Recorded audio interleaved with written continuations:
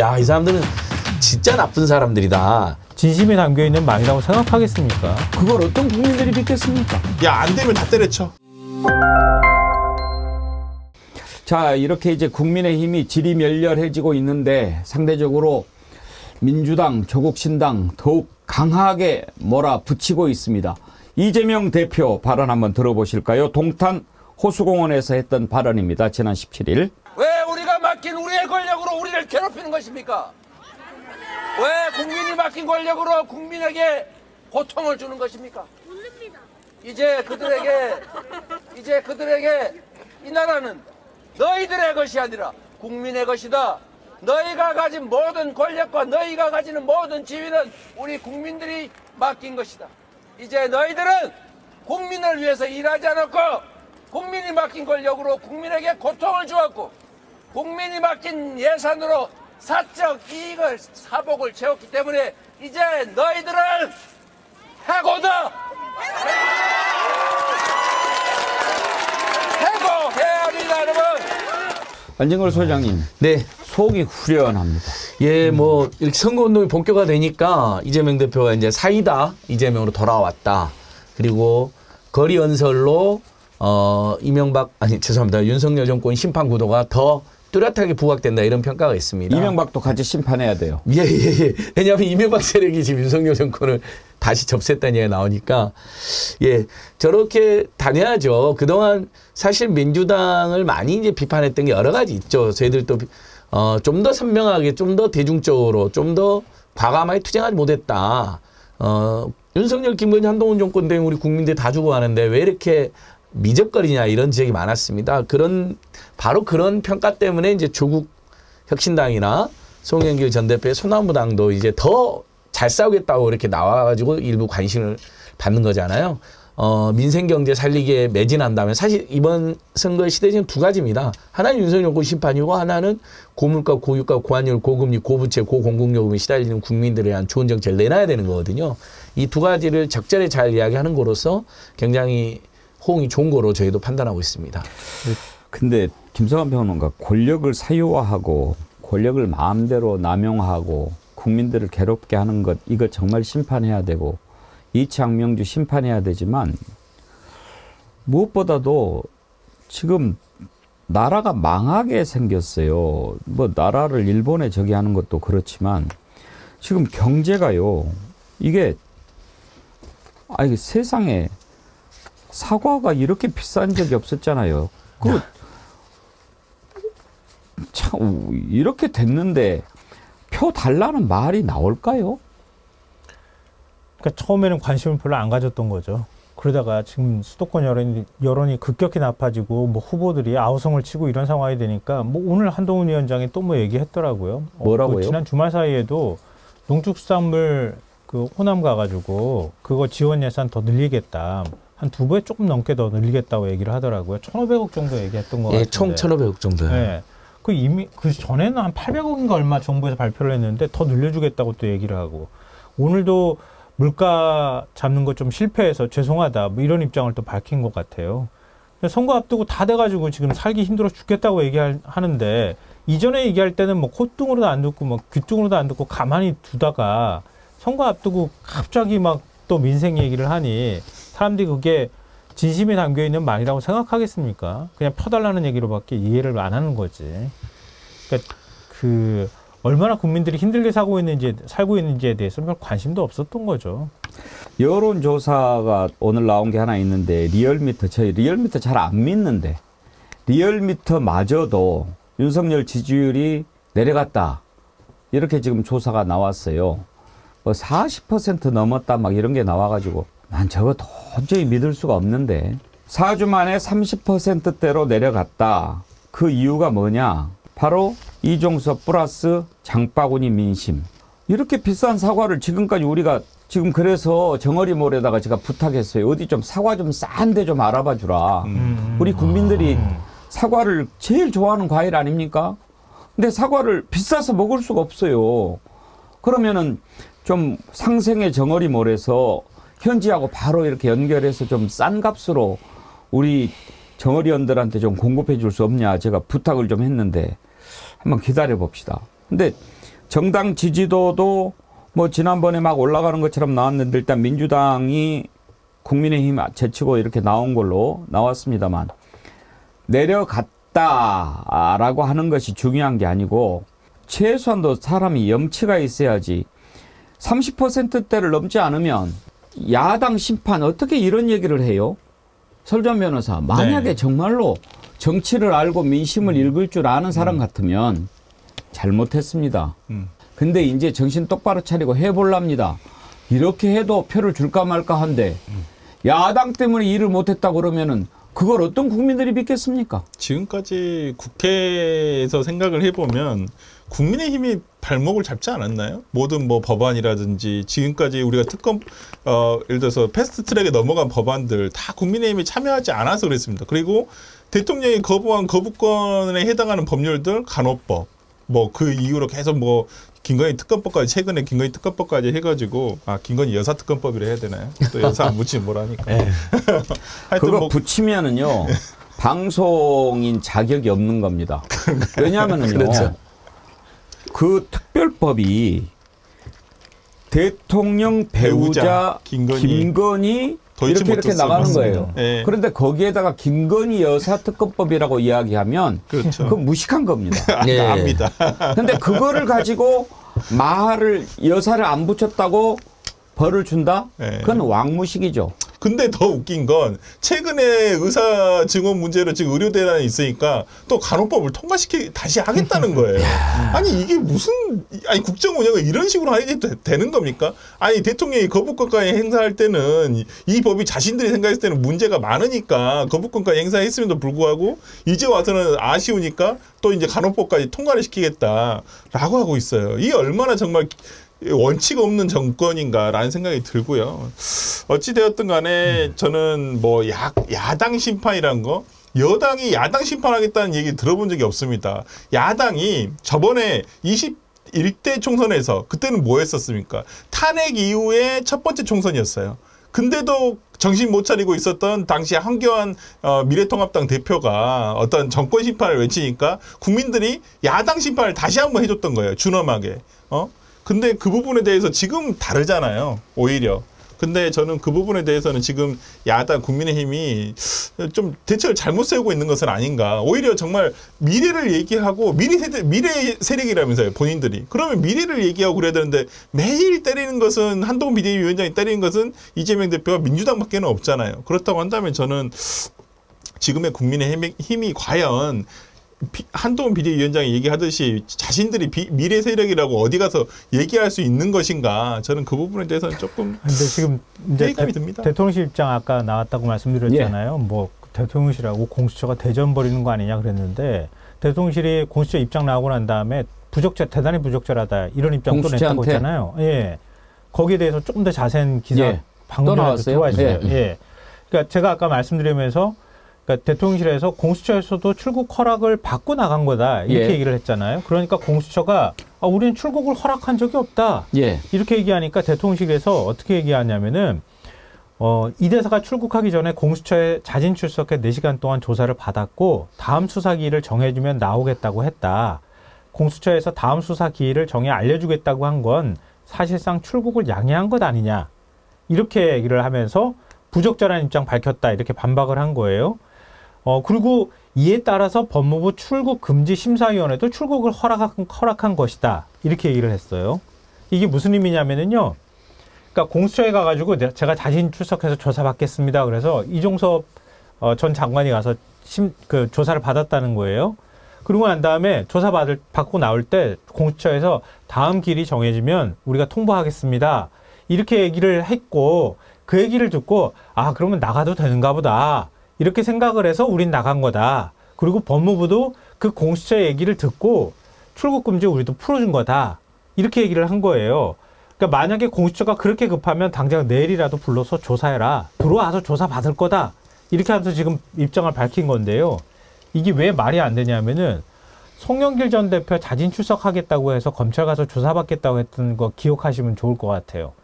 4월에 프랑스 파리에 있으니까 빨리 들어와서 조사받으라고 난리를 쳤어요. 난리 폈죠 정말 뭐. 들어왔어요. 들어오니까 출국금지 바로 걸었어요. 그리고 난 다음에 그 다음 달 5월에 내가 가가지고 자진 출석해서 조사받겠다고 검찰 청사가 하니까 수사팀이 만나주지도 않았죠. 청사 출입도 못하겠어요. 그때 한동훈 위원장이 뭐라 그랬냐면 수사는 일정에 따라 진행되고 있는 것이다. 마음이 다급하시더라도 절차에 따라 수사에 잘 응하면 될 것 같다. 이렇게 얘기했거든요. 근데 그러고 난 다음에 실제로 송영길 대표 그 소환 조사는 언제 했냐면요. 그게 5월인데 12월에 했어요. 12월에. 그러니까 검찰은 우리가 부를 테니까 그때 와서 조사 받아요. 왜 미리 와가지고 조사 받겠다고 쇼합니까? 이렇게 얘기했잖아요. 7개월 뒤에 조사했어요. 7개월 뒤에. 그럼 공수처는 그러면 안 되나요? 공수처는 우리가 수사하고 수사 일정에 따라 통보할 테니까 출국 금지 하면 안 됩니다. 풀어주면 안 됩니다. 이런 거잖아요, 지금. 근데 그거 다급하고 그렇게 하면은 언제든지 소환 통보하라고 들어오겠다고 공수처 수사에 개입하는 겁니까? 그러니까 공수처 관련해서야 출국 금지 됐어? 그러면 공수처에서 조사받고 법무부에서 심의해가지고 보내가지고 출국하면 되는 거 아니야? 법적 절차 밟은 거 아니야? 이렇게 생각한단 말이에요. 그렇지만 국민들은 너네들이 그런 식으로 해가지고 범죄 피해자를 빼돌리는구나 이렇게 생각한다는 것을 모르는 거예요. 알아도 법만 안 어기면 법에만 안 걸리면 되지 이렇게 생각하는 거예요. 그러면 이번에 왜 이종섭을 보내려고 합니까? 이것은 본인이 했던 일이 법률 위반 사안이 되고 나중에 탄핵 사유가 되고 처벌을 받을 만한 구체적인 법법 행위가 있다라고 하는 것을 보여주는 거란 말이에요. 다른 잘못, 경제를 파탄내서 국민을 힘들게 하는 것, 이거 큰 죄죠. 그런데 이건 구체적으로 법률 따져봐야 나오지 않을 거니까 그냥 무시하는 거예요. 이태원에서 그렇게 많은 희생자가 나가지고 정말 지금도 눈물 흘리고 있는데 거기에 대해서 사과 한마디 하지 않는 것. 사과 안 했다고 법에 걸리는 거 없으니까 안 하는 거예요. 그런 식으로 지금 국정을 하고 있는데 의료 대란도 마찬가지입니다. 지금 어떻게 되어 있습니까? 맨 처음에는 재미를 좀 봤죠. 맞아. 의사들 좀 늘려야지. 그리고 의사들 기득권이잖아. 이건 혼내야지. 의사들 파업한다고 그래봐야 너네들 면허 정지 때리고 집어넣고 그러면 금방 돌아오지 너네들이 별 수 있겠어? 이랬단 말이에요. 국민들도 지지하고 세게 밀어붙이네. 역시 윤석열이야. 지금 어떻게 됐습니까? 한 발짝도 물러서지 않고 타협이라고는 찾아볼 수 없고 대화도 해보지 않는 것을 다 보여주고 있습니다. 이제 의대 교수들까지도 물러날 상황입니다. 그렇게 되면 어떻게 됩니까? 국민들 죽어납니다. 이런 상황이 됐는데 그리고 의사협회에서 이야기하지 않습니까? 대화를 하자. 2,000명만 얘기하지 말고 몇 명이 가장 좋은지 외국의 믿을 만한 기관에다가 맡겨서 조사를 해보자. 그게 틀린 말이라고 저 생각하지 않습니다. 그렇게 해야죠. 한마디 얘기도 하지 않다가 갑자기 2,000명 이야기하면 의사들이 반발하지 안 하겠습니까? 갑자기 우리 국민들이 야 대통령 하나 있으니까 나라 망하겠네. 대통령 한 2,000명쯤 두자. 그러면 가만히 있겠습니까? 그런데 못 물러난다. 누구 마음대로. 국민들 죽어나는 것 다 누구 책임입니까? 그러면. 심지어 복지부 차관이라고 하는 사람 이런 얘기해요. 절대 조정할 수 없다. 만약에 환자가 현장에 의사가 한 명도 남지 않으면 전세기를 내서라도 환자를 치료하겠다. 의사들의 집단 행동에 물러서지 않겠다. 전세기 값은 의사들이 내야 된다. 있다고 얘기를 해요. 아니 설주한 변호사. 네. 전세기를 몇 대나 낼 수 있는데요. 그러니까 이게 현실적으로 말도 안 되는 얘기죠. 그러니까 어떨 때는 강경 대응하다가 또 이게 어떨 때는 또 그냥 대화하자.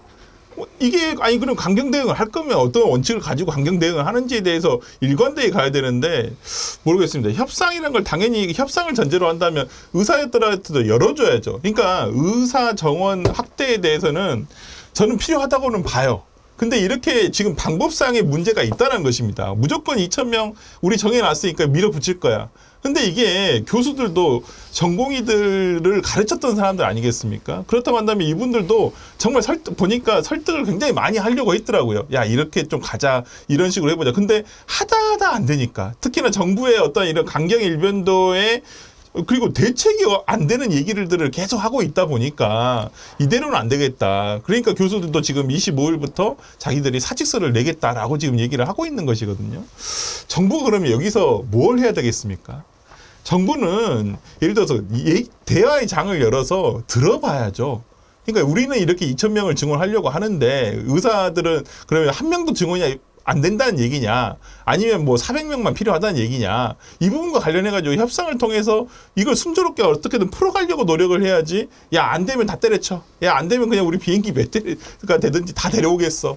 이런 식으로 얘기를 한다는 건 정부 지금 의사 정원 확대와 관련해가지고 의료 대란이 일어나고 있음에도 불구하고 정부가 원칙 없는 지금 이 협상을 하고 있다라는 것이 저는 지금 가장 문제라고 보이거든요. 그러니까 지금 정부로서는 어쩔 때 보면 좀 잘할 때도 있어요. 저는 그 지금 어찌 보면 지금 장관은 한 발 더 빠져 있고 오히려 박민수 차관이 오히려 앞장서 가지고 하고 있는 부분이 있는데 저는 이 부분과 관련해가지고 좀 원칙이 있는 행정을 했으면 좋겠다. 그냥 대통령이 밀어붙이라고 하니까 어떤 때는 그냥 강하게 드라이브를 걸었다가 그래도 의사들이 반발이 좀 올라오는 것 같으면 또 뒤로 한 발짝 물러났다가 글쎄요. 저는 지금의 어떤 이런 것들이 의사 정원 확대를 라는 어떤 결론도 가져올 수가 없고 또 이것이 곧 국민의 보건복지를 그 국민의 생명권과 보건복지 분야의 발전을 위해서 하는 것이지 않겠습니까? 근데 과연 그러한 목표를 궁극적인 대의를 이룰 수 있을까에 대한 것도 의문이긴 합니다. 솔직히. 제가 촌놈 마라톤 얘기하지 않았습니까? 지금 한동훈 왜 힘이 빠졌습니까? 촌놈 마라톤 뛰어서 그런 거예요. 정치 일도 모르면서 정치 배울 생각하지도 않고 맨 처음부터 그냥 분위기에 도취돼가지고 막 뛰다가 이제 헐레벌떡 힘이 이제 숨이 차서 못 뛰는 거예요. 그렇게 하면은 안 된다는 거 이미 우리가 2년 동안 겪어버렸지 않습니까? 정치 일도 모르는 사람이 정권 잡았다고 마음대로 해버리고 그래가지고 지금 국민들이 얼마나 힘들고 경제는 도탄에 빠지고 지금 이렇게 죽어납니까? 그런데 그 짓을 또 겪겠다는 겁니까? 지금 이제 다시 부글부글 국민들 민심이 밑에서 끌어오르고 있습니다. 그러다 보니 선명하게 지금 부르짖는 조국 신당이 지지율이 많이 올라가는 것 같습니다. 조국 대표도 요즘에 목소리에 많이 힘이 들어갔더군요. 한동훈 향해서 너희들 쫄았지 그런 얘기를 했는데 들어보시죠. 저희 생각으로는 조국 혁신당에 대한 국민들의 지지도가 높아지니까 이 위축된 한동훈 대표와 국민의힘이 예민하고 불안해진 모양인데요. 네. 제가 표준어로 하면 어감이 살지 않을 것 같아서 제가 부산 사투리로 한마디 하겠습니다. 사투리로요? 그래도 되겠습니까? 예, 하세요. 예. 너희들 쫄았지? 쫄았을 거예요. 지금 조국 대표가 계속 하는 게 첫 번째 하는 게 한동훈 특검법 발의하겠다. 뭐 이렇게 지금 1호 행동 내놓고 막 그러지 않았습니까? 네. 그러니까 그동안에 좀 약간 답답하고 야권이 하는 걸 보면서 이렇게 가면 안 되는데 뭔가 좀 방법이 없을까 막 고민했던 국민들이 조국 혁신당에 딱 나타나가지고 뭐 선명하게 윤석열 정권 심판하겠습니다. 검찰 독재 심판하겠습니다. 한동훈 수사받게 하겠습니다. 이렇게 나오고 나니까 막 속이 확 뚫린 것 같은 느낌이 드는 거예요.